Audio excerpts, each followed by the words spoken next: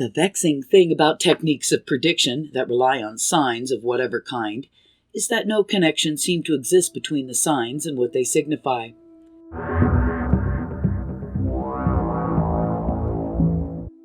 In the disposition of planets or the condition of a sheep's liver, in the way birds fly or tea leaves settle in the cup, in none of these traditional modes of prediction is there any conceivable relationship with war or death, fortune and love or money, or with the outcome of any other future event.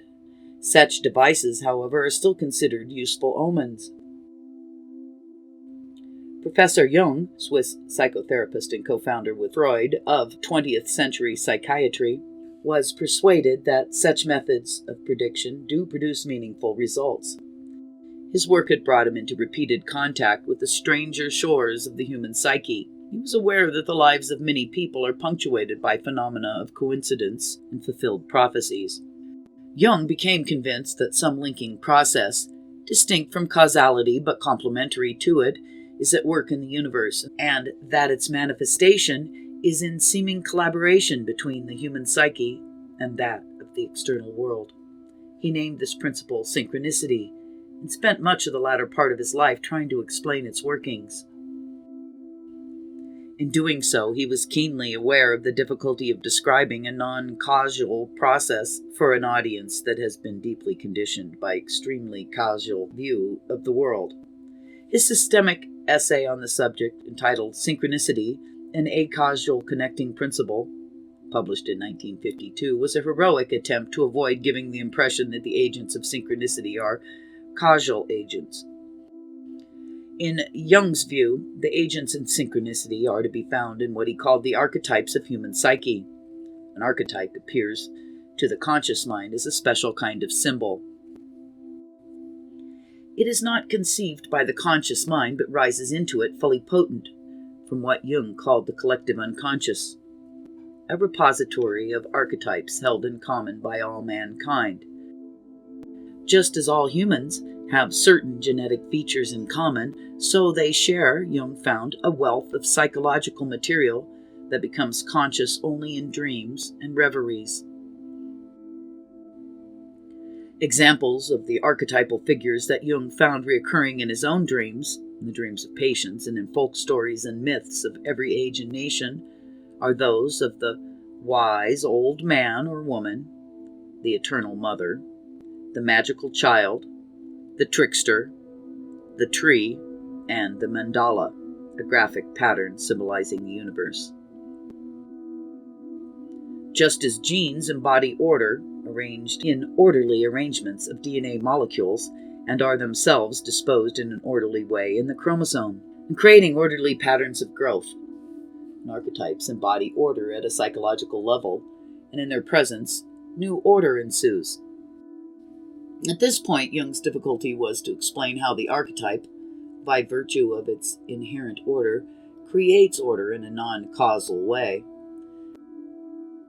A medical example might provide an approximate model of the process.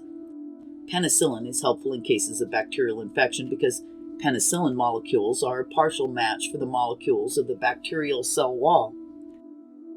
When a bacterium is deceived by this near match into incorporating the penicillin molecule into its cell wall, the wall is weakened at that point because of this inexact fit and ruptures, killing the bacterium.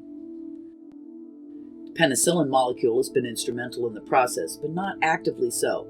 In the presence of the penicillin molecule, the bacterium has developed a new fatally flawed molecular pattern. Thus, the role of penicillin is contingent, but not causal. In a similar way, an archetype serves as a psychic catalyst, in whose presence orderly physical experiences unfold, and in a way that often entails the physical world. How can this be possible? Another biological example may be helpful here. It is thought that some migratory birds are guided by the stars. Birds' genetic time sense and mental image of the star patterns can be considered as the psychic level, the stars themselves representing the physical level. When the two levels mesh to put the birds on their proper route at the proper time, we see evidence of the psychic catalyst or archetype. Here too, the archetypes, the genetic inner clock and mental image, are contingent and not causal. So, in a similar way, many human beings, responding to the force of inherited psychological patterns, find themselves in various altering relationships with the external world. Jung himself was well aware that his theory was a tentative first step into the understanding of something profoundly difficult to formulate. The most important question he left unanswered: the real and precise nature of the synchronistic connection between the psychic and the physical.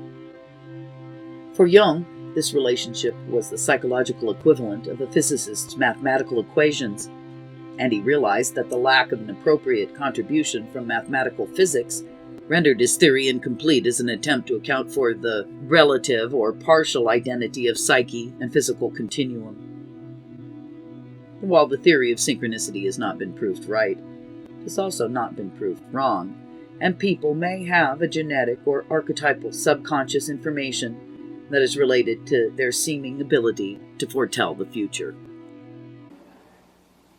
The world hangs on a thin thread, and that is the psyche of man.